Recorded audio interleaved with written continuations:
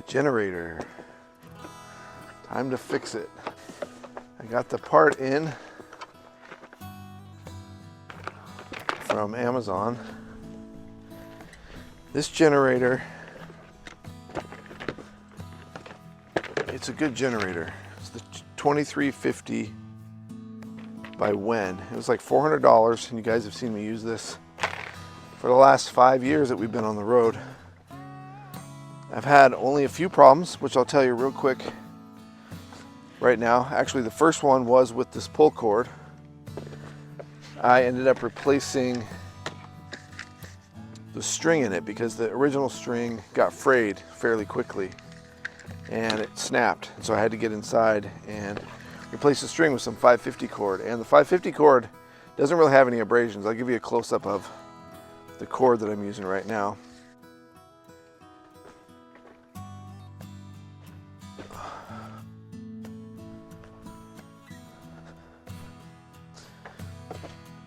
I've never had to change the spark plug. I do change the oil in here regularly. I added this dipstick, which is a magnetic dipstick. And let me show you why I added that to it. That's like a $10 or $12 piece.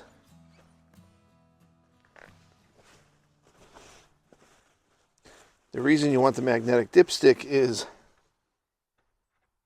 any damage, little metal particles that get into the oil will end up on the end of the dipstick. You can kind of see it collected a little bit there.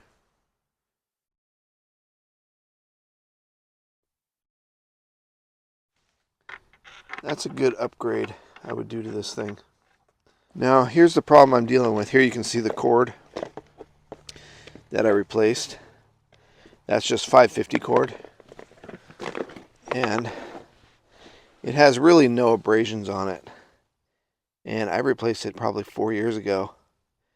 You can see that's about the only wear and tear on it. This is right where it snapped with the original cord. Within a year, it snapped. The original cord did. The problem I'm having with the pull cord is the dogs here. This is what comes out and starts the engine. These end up going inside the engine, and then when you pull the cord, these things flip out and engage the motor. So these are made out of plastic, and basically that's why they snapped. The other one snapped and already fell out. And this whole assembly here, this plate here is plastic, and I wasn't able to repair it, so I bought this part here. I'll put a link to this. I got this on Amazon. It was like 19 bucks. And the good thing about this is when you pull it, the dogs come out, but the dogs are actually metal in this case. And the plate on top here, that's all metal too. So this thing should last quite a bit longer. It's pretty nice. The one thing I'm thinking about is the pull cord. I'm going to leave the original cord on here and we'll see how long it lasts. And so if you guys don't know, the dogs and I live this way, traveling full time in the trailer. So we have to supply our own power. And if you saw a couple videos ago, I was getting low on solar power. I got 4 panels on top of the trailer there, and that's usually how we generate the power. And the reason the panels weren't generating power was because trees were blocking the sun because we were in the woods. Which isn't a problem as long as I have the generator. Because this thing will charge up the batteries or run it for a few hours at night. And I can power everything I need and keep the batteries charged. So let's get this thing put in here.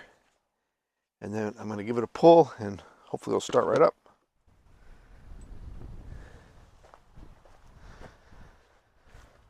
Oh, I had to get so many tools out to do three bolts, and they're still not done, but they're in there. I just have to tighten them up now. I had to get these short stubby ratchets, which I'm glad I have these because they do work. Needed my trusty magnet device so I can get the bolts out every time I drop them, or I drop a tool inside there, drop a wrench in there, and I can pull it out with the magnet.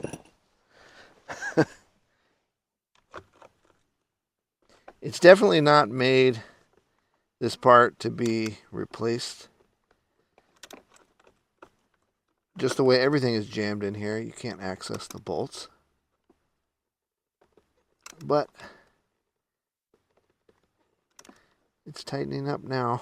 The main thing was I didn't want to strip the bolts when I put them back in, and you have to kind of get them in there with your fingers, started, so you can feel that they're not cross-threaded before you get the wrench on there, or the ratchet. But then, of course, I can't even get the ratchet out. There's just wires and hoses in the way. And then, the ratchet won't come back up because the bolt's not tight, so it doesn't have any traction here. So you got to grip this with, I was using the rubber handle of this to give it some tension so I could ratchet it back and forth. Very awkward. So yeah, I think it's about an hour and a half later. The good thing is, as nomads, we have a lot of time, and down in Quartzsite, you see a lot of people tinkering with their rigs down there, and I do too. That's a good place to do it because there's parts nearby. I mean, there's some really good parts stores. They're a little bit more expensive, but it's totally worth it because it's super convenient. And you have a lot of time there if you have the long-term permit. You have a nice campsite. You got a lot of time to take a break and work on something over a period of a couple days rather than just like, I got to get it done now. But this lifestyle is basically that way. There's always something to fix, always something to repair, replace, try out a new piece of equipment.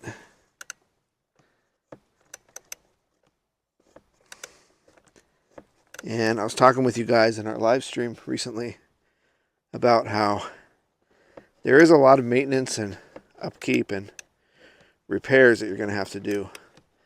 Especially when you have an older trailer like this. And, a lot of us nomads, we get a trailer and then, I got this one, it was already old, but even if you get something new, it's going to be old in a few years, and it's going to constantly be breaking down in some way. Little things, usually, but that's what I was saying was the things that you have to fix, they're not that expensive. They just take a little bit of time, and, you can take it somewhere and have it done. But like this part, I found the other dog that broke off. And this part, only cost, like I said, $19 to get it replaced. As long as you have a place to pick up Amazon packages, then you're set. So patience goes a long way. And one thing I've noticed about other nomads is they're pretty chill. They're a pretty chill crowd. And even when things come up, they don't really freak out.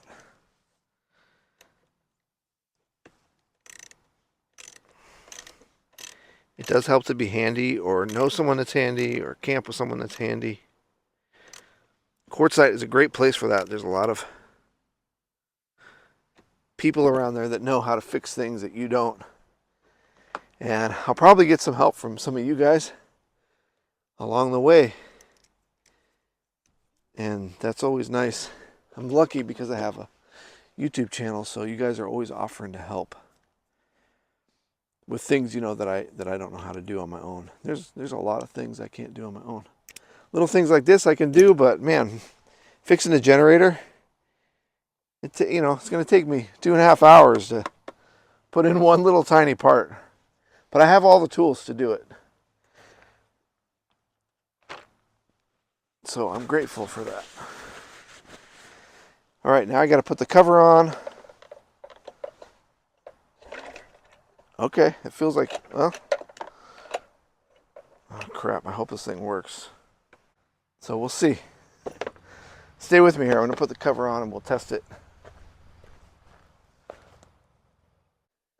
Now I realized I don't have to actually screw the cover on. But that part is pretty cool. It comes with this replacement little shield thing here. The cord, the handle.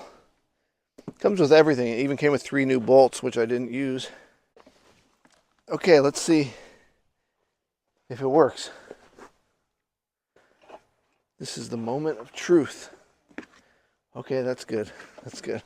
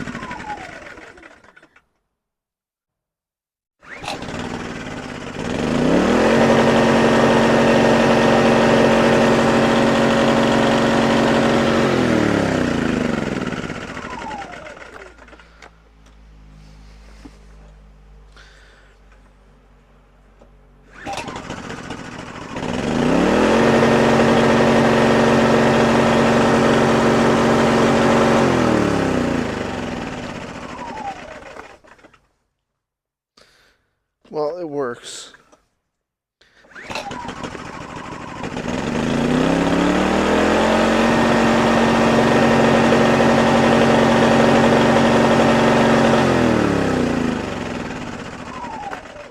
I don't think it's anything serious.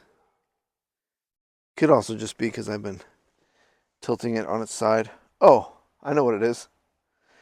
There's a cable I unplugged to get in there, to get this ratchet in there, to fit it in there. I had to unplug a cable because the connector was so bulky, and I forgot to plug it back in. I can see it. And check out, you can see how dirty this thing is too. I run it on the floor, like on the ground, and I've been wanting to maybe change that. If I can start running it on like a milk crate or a hunk of wood or something, so it's not resting on the ground. See, that's the connector that I forgot to plug in, so let me plug that in. Because we'll be out in the middle of the desert where it's really dusty, and I just set this thing right on the ground. Because you want it to be kind of away from your camp, and for me, you know, my cable's only probably 15, 20 feet long.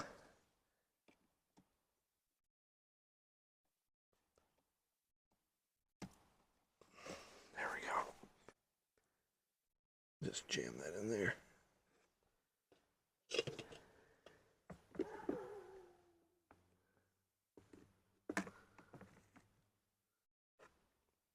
Okay, it's connected. Now it should run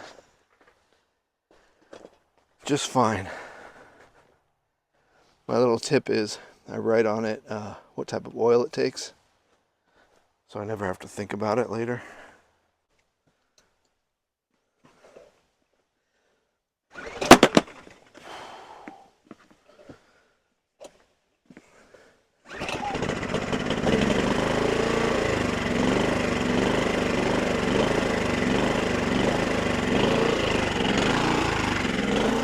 And now I've got to readjust the idle.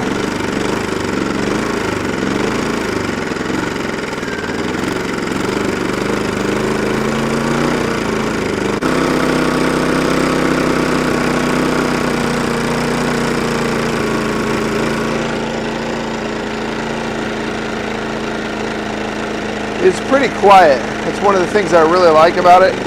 I mean, I don't even have the side panel on right now, and I'm pretty sure you can hear me with the mic. This is not even on. Once this is on, then it'll really reduce the volume. It also changes the idle.